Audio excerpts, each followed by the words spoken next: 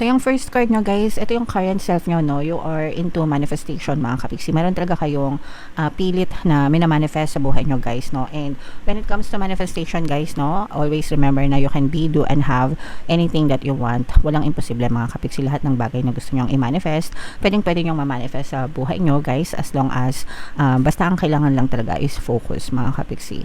You have to focus and you have to stay consistent. Ibig sabihin ng consistent, tuloy-tuloy, persistent, tiyagaan hanggang sa talagang maging natural siya sa iyo and ma-push out siya sa inyong physical reality mga kapiksi.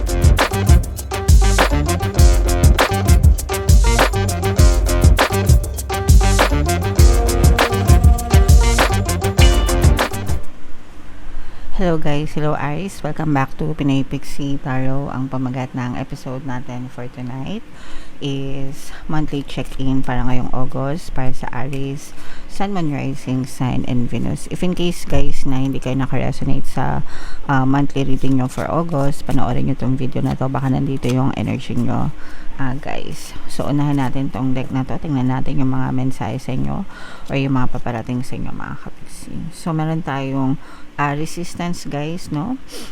You have to learn to go with the flow mga kapiksi. Kapag hindi tayo nag-a-adjust or nag-go with the flow, nagkakaroon tayo ng resistance, mas nahihirapan tayo. Parang ano to guys, imagine niyo yung alon sa dagat, di ba? Yung alon sa dagat, kapag lumangoy ka ng against dun sa current ng flow, 'di ba? Bumabalik ka lang sa dalampasigan, parang tinutulak ka lang ng alon ng dagat. So ganun yung ibig sabihin kapag nagkakaroon tayo ng resistance sa buhay natin. No matter how hard we try, nauubos lang yung energy natin mga kapiksi, no? Kakainin lang tayo ng alon ng buhay. So kailangan meron tayong adaptability. Pag sinabing adaptability, yung magaling mag-adapt, mag-adjust, flexible, no, sa buhay natin para hindi tayo mahirapan sa pagdadala ng buhay natin mga kapiksi, okay?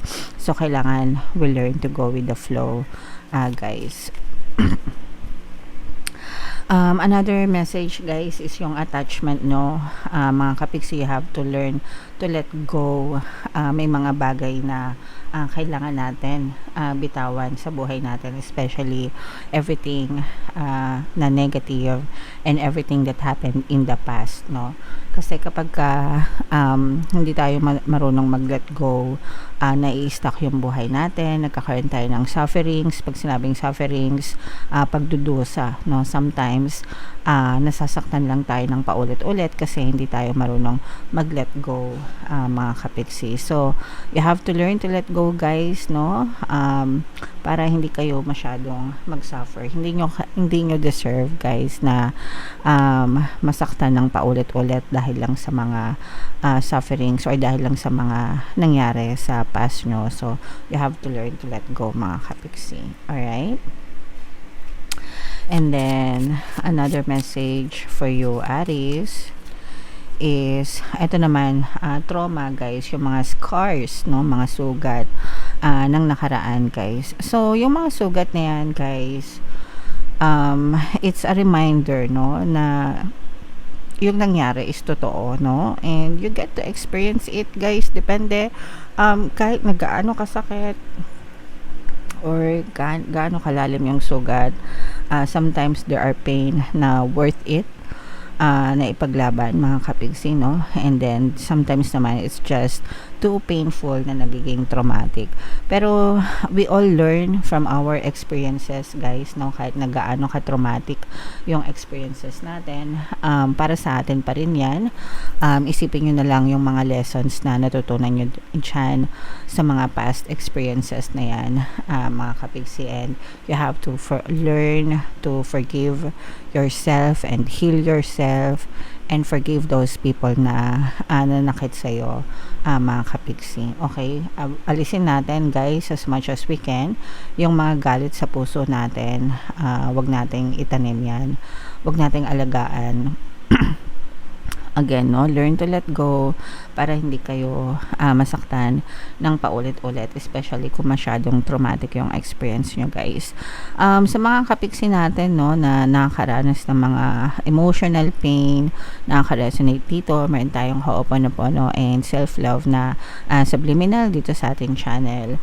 Pakinggan nyo lang yun, mga kapiksi. Maaari siyang makatulong sa inyo, guys. Alright? Okay, so comment down below if naka-resonate kayo dyan. Tingnan natin yung ganap sa inyo, guys. Ngayong August, shuffle ko to. Habang sinashuffle ko to, panoorin nyo muna yung video natin regarding sa ating paano mag-manifest ng abundance video course. Kapiksi, sawa ka na ba sa mga struggles at hirap sa buhay mo? Masipag ka ba at masikap sa buhay ngunit hindi ka pa rin umaasenso? Ilang beses ka na bang nag-attempt magnegosyo at mag-invest pero palagi ka pa rin nalulugi? Sa pagkakataon na ito ay maaaring may subconscious beliefs ka na nagiging balakid sa iyong pag-unlad at pagyaman. Introducing, paano mag-manifest ng abundance video course. Dito ay matututunan mong ma-overcome ang mga balakid mo para tuluyan ka ng umunlad, umasenso, sumagana, maging matagumpay, successful at maswerte sa iyong kabuhayan, pera, trabaho, negosyo, salapi at kaperahan ng bonggang-bongga. Dali, mag-send na ng email sa pinoypixitaro@gmail.com at simulan na ang iyong pagyaman ngayon. Alright, so sa lahat ng gusto mag-avail ng course, guys, naka-flash sa screen nyo. Una, meron tayong paano mag-manifest ng abundance video course. Meron din tayong paano mawala ang third party at magkaroon ng harmonious na relationship. And meron din tayong paano pabalikin si ex, revise breakup. Sa mga interesado, guys, mag-send lang kayo ng email sa pinoypixitaro@gmail.com. So, Aries, guys, kaya represent ng King of Wands sa ating spread. And kung ano na lang yung makaresonate, guys, take that message kasi hindi lahat ng mensahe ay mag-resonate. By the way, guys, sa mga naghahanap ng pampaswerte ng lucky charms or lucky bracelet, ito yung aventurine, ito yung citrine, mga kapiksi. May kita kayong link sa description box tsaka sa comment section. Pwede kayo mag-check out, guys. So, yung first card nyo, guys, ito yung current self nyo, no? You are into manifestation, mga kapiksi. Meron talaga kayong pilit na minamanifest sa buhay nyo, guys, no? And when it comes to manifestation, guys, no? Always remember na you can be, do, and have anything that you want. Walang imposible, mga kapiksi. Lahat ng bagay na gusto nyong i-manifest, pwede nyong ma-manifest sa buhay nyo, guys, as long as basta ang kailangan lang talaga is focus, mga kapiksi. You have to focus and you have to stay consistent. Ibig sabihin ng consistent, tuloy-tuloy, persistent, tiyagaan hanggang sa talagang maging natural siya sa iyo and ma-push out siya sa inyong physical reality, mga kapiksi. Alright? And yung theme of the month nyo, mga kapiksi, for some of you, parang meron kayong mga bagay na pinag-iisipang mabuti, no, na gawin sa buhay nyo. Hindi pa kayo masyadong makipag-decide, guys. Parang medyo indecisive pa kayo as of now. So, timbangan nyo munang mabuti, mga kapiksi. Kung ano talaga yung gusto nyo, yung mga pros and cons, guys, hanggang sa makapag-desisyon kayo ng naaayon sa gusto nyo, guys. Okay? So, take your time. Huwag kayong magmadali, mga kapiksi. And yung key goal na gusto nyong i-push, yung iba sa inyo, guys, no, talagang yung iba sa inyo, may na-manifest nyo talaga na maging successful kayo sa buhay nyo. Gusto nyo na mataas yung marating nyo sa buhay nyo, mga kapiksi.